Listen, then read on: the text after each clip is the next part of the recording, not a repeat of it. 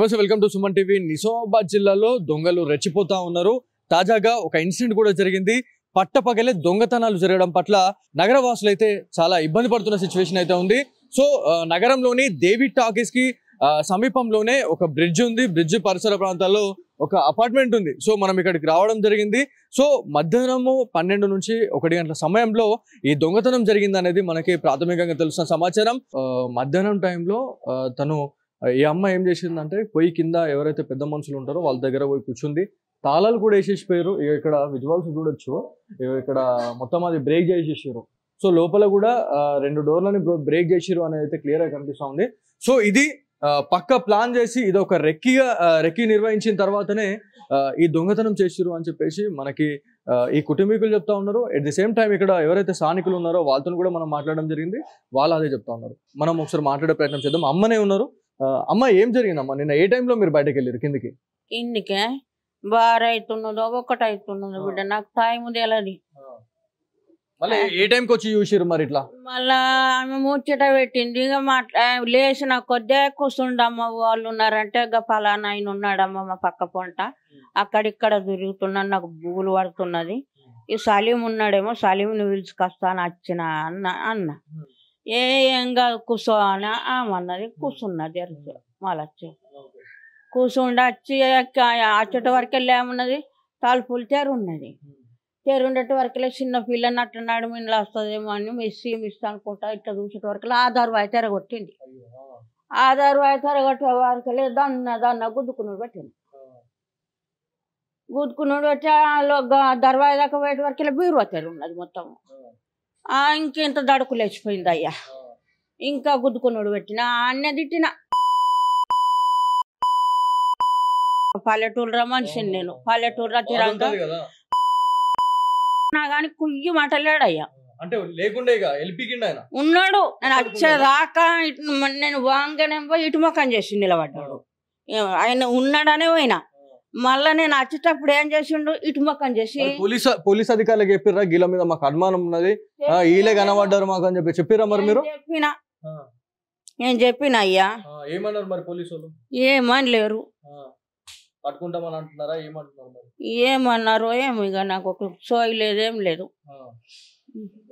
So వాళ్ళ కుటుంబీకులు ఉన్నారు. శ్రీనివాస్ ప్రభుత్వ ఎంప్లాయీ, ఒక టీచర్ గా పనిచేస్తా ఉన్నారు. ఆయనతో కూడా మనం మాట్లాడదాము. అసలు ఏం జరిగింది, ఒక పక్క ప్లాన్ చేసుకొని ఒక రిక్కి నిర్వహించిన తర్వాత ఈ దొంగతనం చేసిరు అనేది అయితే ప్రాథమికంగా తెలుస్తుంది. సో మాట్లాడడం వాళ్ళతో కూడా. పొట్టకూటి కోసం వాళ్ళ పనులలో మునిగి తేలుతా ఉంటే కొంతమంది దొంగలు మాత్రం పట్టపగలే ఇట్లాంటి దొంగతనం చేసి నిలువున దోచేస్తున్న సిచ్యువేషన్ అయితే ఉంది. సో శ్రీనివాస్ గారు ఉన్నారు, ఒకసారి వారితో మాట్లాడదాము. అసలు ఏం జరిగింది అన్న? నిన్న శుక్రవారం రోజు జరిగింది మధ్యాహ్నం టైంలో ఈ దొంగతనము. అమ్మ నెంపే 1 గంటలకు అట్లా కిందికి వెళ్ళిందట. 12 గంటలకు అట్లా పనులు ముగించుకొని కిందికి వెళ్ళిపోయి అక్కడ కూడా ఒక పెద్ద ఆమె ఉన్నది. ఆమెతోనే ఒక ఆమెనే ఉంటుంది. ఆమె కూడా కింద వాళ్ళ పిల్లలు అంటే వాళ్ళ బిడ్డే అల్లుడు డ్యూటీకి వెళ్ళిపోయారు. అక్కడ పోయి కాసేపు ముచ్చట పెట్టిందంట. 1 గంట అయిందంట. ఆమె పైకి వచ్చే లోపలనే తాళాలు పగలగొట్టేసి మెయిన్ డోర్ది, బెడ్రూమ్ది, బేర్వది అన్ని పగలగొట్టేసి డబ్బు దాదాపు ఒక 4 లక్షల పైనే ఉంది. మేము కొంత 5.5 లక్షలు తీసుకొచ్చి దాంట్లో పెట్టడం జరిగింది 3వ తారీఖు నాడు. మరి దొంగతనం మాకు 18వ తారీఖు నాడు శుక్రవారం మధ్యాహ్నం జరిగింది. హెల్త్ బాగాలేక అది ఇంటి నిర్మాణం కొరకు తీసుకొచ్చిన డబ్బులు వాళ్ళకి ఇవ్వలేకపోయాను. నేను హాస్పిటల్కి పోయి ఇంటికి రావడం, తర్వాత డ్యూటీకి వెళ్ళిపోయినాం. నేను గవర్నమెంట్ టీచర్ని.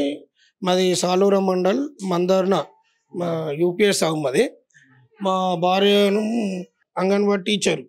ఈ ఇద్దరం కూడా మా పనులలోకి వెళ్ళిపోయినాము. ఆ తర్వాత ఇక్కడ పట్టపాలు అమ్మ ఉన్నది. కిందికి వెళ్ళి పైకి వచ్చే లోపలనే ఈ దొంగతనం జరిగింది. ఇది పక్క ప్లాన్ నిర్వహించిన తర్వాతనే ఇక్కడికి వచ్చిర్రు. ఒక రెక్కి చేసిన తర్వాతనే దొంగతనం జరిగిందని మేమైతే అనుకుంటున్నాం. పోలీస్ అధికారులు ఏం చెప్పారు? మీకేమన్నా ఎవరిపైన డౌట్ ఏమన్నా ఉందా? అంటే ఇంత పట్టపగలు దొంగతనం చేయడం అనేది ఆషామాష వివరం కాదు. ఒకవేళ ఏమన్నా కొంచెం తేడా వచ్చినా కూడా దేహశుద్ధులు అయిపోతాయి, వాళ్ళ పని అయిపోతుంది. సో ఇది వారిపైన ఏమన్నా డౌట్ ఏమన్నా ఉందా? అయితే అమ్మ పైకి వచ్చినప్పుడు ఇక్కడ పక్కన ఉన్న పోర్షన్ వ్యక్తి నిలబడి కనబడాడంట. ఆయన పైన డౌట్ ఉన్నదని పోలీసులకు చెప్పినాము. అంటే మనకు స్పాట్లో ఆయన ఉన్నాడు కాబట్టి ఖచ్చితంగా ఆయన పేరు ఎఫ్ఐఆర్లో కూడా నమోదు చేయమని చెప్పినాము. ఎఫ్ఐఆర్ కాపీ తీసుకున్నాము. శుక్రవారం రోజే ఎఫ్ఐఆర్ నమోదు చేయడం జరిగింది. శనివారం నాడు కాఫీ తీసుకున్నాను అక్కడ స్టేషన్ నుంచి. అమ్మ భయభ్రాంతులకు గురైపోయి ఆమె కూడా పక్షవాతం వచ్చినట్టు పడిపోయింది. అంబులెన్స్లో శనివారం రోజు మార్నింగ్ మేము హాస్పిటల్లోనే పొద్దున్న దాకా సాయంత్రం దాకా ఉండడం జరిగింది. తర్వాత ఇంటికి వచ్చినాం. పోలీసులు పంచనామా చేసుకున్నారు. పంచనామా చేసుకున్నాక మరి శుక్రవారం నుండి ఇప్పటి వరకు కేసులో పురోగతి మరి కనిపించలేదు. దయచేసి మా వేదనను అర్థం చేసుకుని మా బాధలను అర్థం చేసుకోవాలి. మీరు 4 సంవత్సరాలు ఈఎంఐ కడితే కానీ అది ముట్టదు బాకీ. మీరు అర్థం చేసుకొని తక్షణమే చర్యలు తీసుకొని వెంటనే అనుమానం ఉన్న వ్యక్తులపైన మేము ఇచ్చినటువంటి దాన్ని చర్యలు తీసుకోగలరు. ఈ చుట్టుపక్కల ఉన్న సీసీ కెమెరా 2 ఉన్నాయని సిఐ గారు కూడా చెప్పడం జరిగింది. మొన్న మా యూనియన్ వాళ్ళ సార్ కూడా వచ్చి వాళ్ళందరూ కూడా కలిసి సిఐ గారికి కూడా చెప్పినాం, తీసుకుంటాం, చర్యలు తీసుకుంటామని అన్నారు. నిన్న ఎవరైనా వచ్చి సీసీ కెమెరా ఫుటేజ్ కానీ ఏదైనా తీసుకుంటారు, మరి పక్కన ఉన్న వాళ్ళవి కూడా ఫింగర్ ప్రింట్స్ ఏమైనా తీసుకుంటారేమో అని అనుకున్నాం, ఆశించినాము. మరి పోలీసులు కూడా ఇప్పటి వరకు కూడా ఎవరు రాలేరు. ఇక్కడ క్లూస్ టీమ్స్ వస్తూ ఉంటాయి దొంగతనం జరిగిన తర్వాత, డాగ్ స్క్వాడ్స్ కావచ్చు, క్లూస్ టీమ్స్ వస్తూ ఉంటాయి. వాళ్ళు వచ్చిర్రా, ఫింగర్ ప్రింట్స్ ఏమైనా సేకరించారా లేదా? మరి అదే రోజు మధ్యాహ్నం జరిగింది. మేము మధ్యాహ్నం పూటనే వెంటనే కంప్లైంట్ ఇవ్వడం జరిగింది. జరిగిన తర్వాత వాళ్ళు ఇక్కడికి వెంటనే వచ్చారు. వచ్చి వీడియో తీసుకొని పోయిన తర్వాత clues team, finger prints team కూడా ఈవినింగ్ టైంలో వచ్చిండ్రు. నైట్ అయింది, కరెంట్ పోయింది. మళ్ళీ తర్వాత వాళ్ళు అన్ని ఫింగర్ ప్రింట్స్ తీసుకున్నారు, వాళ్ళకి దొరికినాయి. మా అందరి కూడా కుటుంబ సభ్యులందరూ కూడా ఫింగర్ ప్రింట్స్ తీసుకొని పోవడం జరిగింది. పక్కన అనుమాన వ్యక్తి పైన చెప్పినాం కానీ వాళ్ళు ఏం తీసుకోలేరు. తర్వాత నెక్స్ట్ డే వచ్చి పంచనామా చేసిరు. మళ్ళీ తర్వాత కేసులో పురోగతి కనిపించట్లేదు. మాకు బాగా వేదనకు గురవుతున్నాం. మేము ఎంతో కష్టపడి, నాకు నెక్ పెయిన్ ఉంది, ఈ హాస్పిటల్లో ఖర్చులు బాగా ఉన్నాయి, ఇబ్బంది పడుతున్నాము. ఈ కొత్త ఇంటి నిర్మాణం కొరకని తీసుకొచ్చి పెట్టిన డబ్బులు వాళ్ళకి ఇద్దామనే లోపల ఈ దొంగతనం జరిగింది. పట్టపాలు జరగడం మాకు ఆవేదనకు గురవుతున్నాం.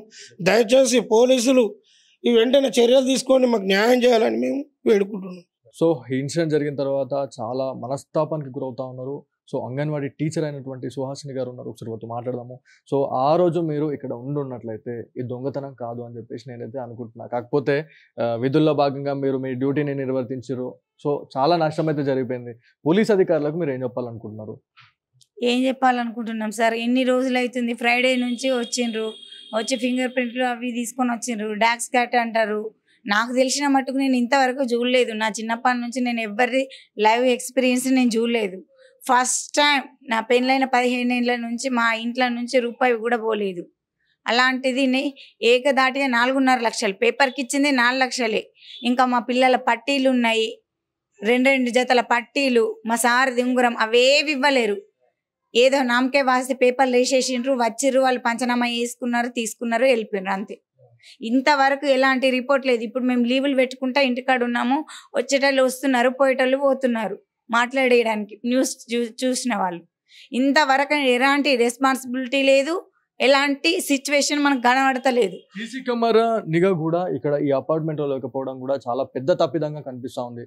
ఏమైనా సీసీ కెమెరాస్ కి సంబంధించి ఏమైనా ఆనవాళ్ళు ఏమైనా కనబడ్డాయా? ఎవరన్నా అనుమానాస్పదంగా వెళ్ళడము రావడము మీ ఏరియాలో ఏమైనా కనిపించిందా? మీరు ఏమైనా అడిగిరా పోలీస్ అధికారులకు ఈ విషయంలో? పోలీస్ అధికారులకు చెప్పినాము, వాళ్ళు అక్కడ పెట్టుకున్నారు, వాళ్ళకి కనబడుతుంది కదా, వీళ్ళకి కనబడుతుంది అంటే మనము చూసి చెప్పింది చెప్పగలుగుతాం. ఇక్కడ కార్ గ్యారేజ్ ఉంది, ఆ గ్యారేజ్ లో ఉన్నది, వాడు కార్ కోసం పెట్టుకున్నాడా, పైకి పెట్టుకున్నాడా, దేనికి పెట్టుకున్నా మనకు అనవసరం.